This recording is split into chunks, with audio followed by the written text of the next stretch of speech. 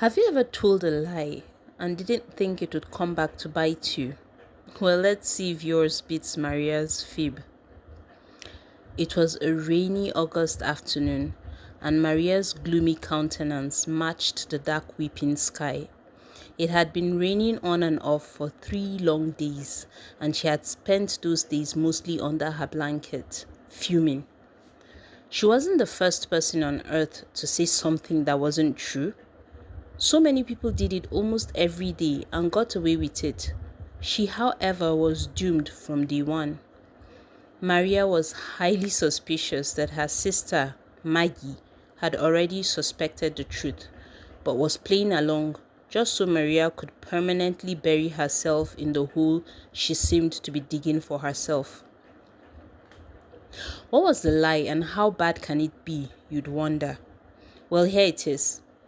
Maria, bless her, pushed by some unknown force or entity, had told her older sister, Maggie, that she now had a boyfriend.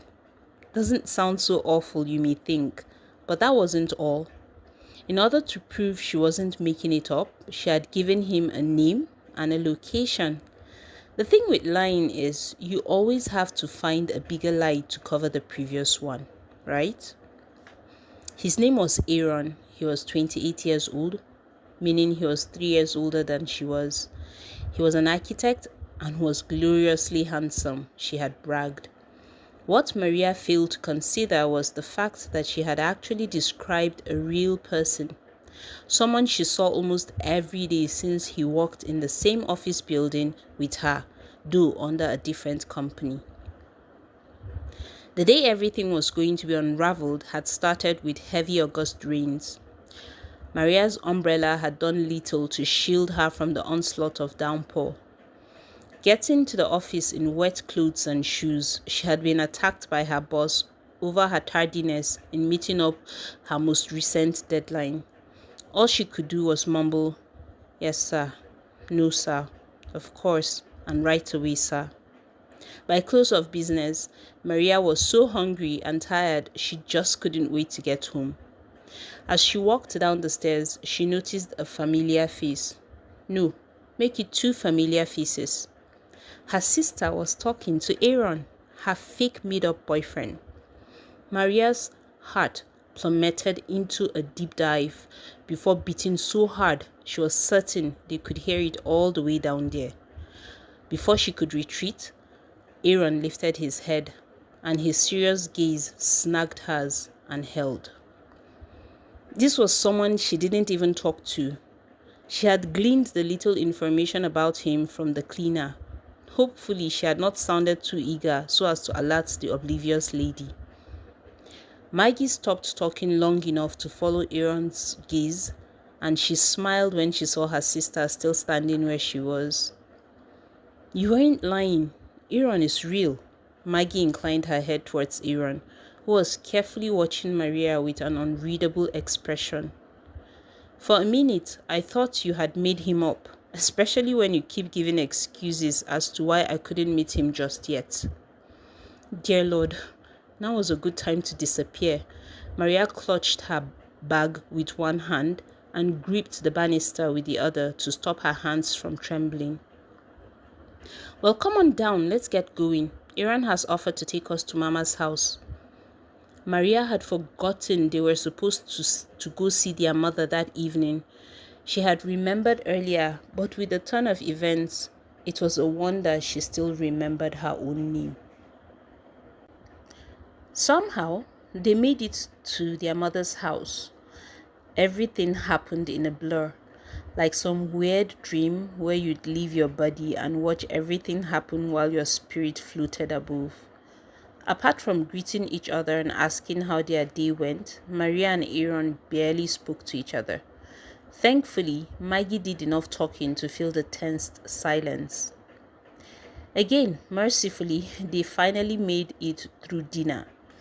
Aaron, after he had gotten over the shock of discovering he was supposedly in a relationship with Maria from 3rd floor, relaxed and even had a wonderful time with her mother and sister. And the food was so delicious. Maria herself looked a little sick, and latching onto that as an excuse, she merely listened to the others talk as she forced herself to chew and swallow her food. A few minutes past 8 o'clock, Aaron, who had insisted on first dropping Maggie, then Maria after such a lovely evening, stopped his car in front of the latter's apartment building. The moment of truth had come. He stopped the car but left the engine running so the air conditioning wouldn't stop. They just sat there staring ahead, watching light drizzle fall outside the car. Aaron waited patiently as Maria hugged her bag in a defensive gesture. Her voice was barely a whisper. She cleared her throat, not daring to look at him, even as she felt him turn to look at her. I am so embarrassed, she wailed. Then she closed her eyes and willed herself to face the music she had created. I owe you an apology. There, that was better. Her voice didn't sound like a drowning rat's anymore. She swallowed hard, then turned to look at him. I'm really sorry for dragging you into my mess. She winced when she saw one side of his mouth twitch. She wasn't sure if it was in amusement or annoyance. Aaron nodded once. I am curious to know why you told them we were dating. And also, why did you pick me? Maria sighed.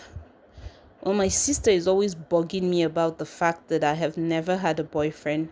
I know she loves me and enjoys teasing me, but the joke was getting too old and I was becoming irritated. So I told her about you, Maria confessed. Her face felt very hot and she could feel the tip of her ears burning with shame. Okay, I understand that. But why me? We don't even talk. At that moment, nothing could sink her lower than where she was, so Maria decided to just tell him the truth. I had a crush on you. This time, she couldn't hold his gaze, so she looked away, her voice becoming small once again. Had? Was that disappointment she heard in his voice? Maria looked at him. Come on, be a gentleman and leave me with a little dignity. His laughter came out of nowhere and startled Maria. This day is turning out to be one of the best ones since August started, he confessed.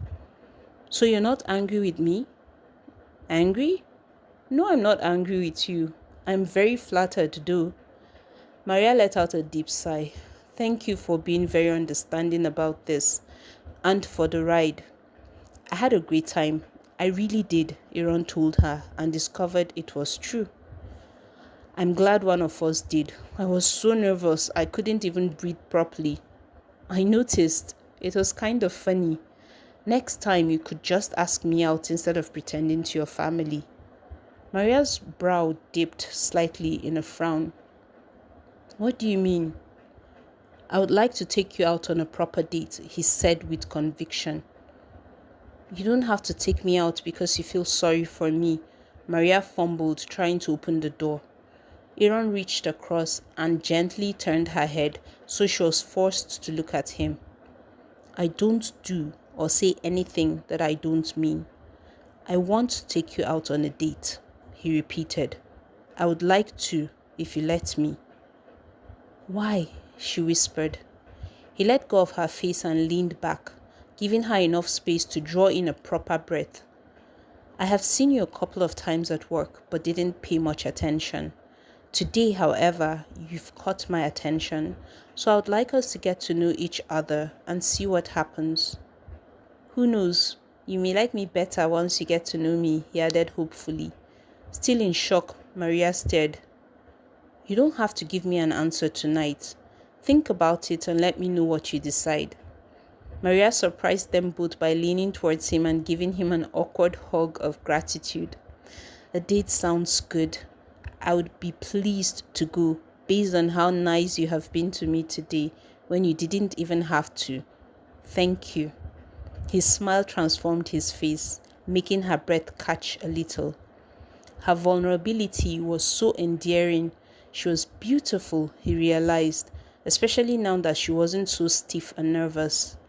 It was going to be an interesting journey getting to know the real her, he figured. He only hoped she would find him just as interesting. I hope you enjoyed this new story. Don't forget to comment, to like, and subscribe if you haven't. Thank you.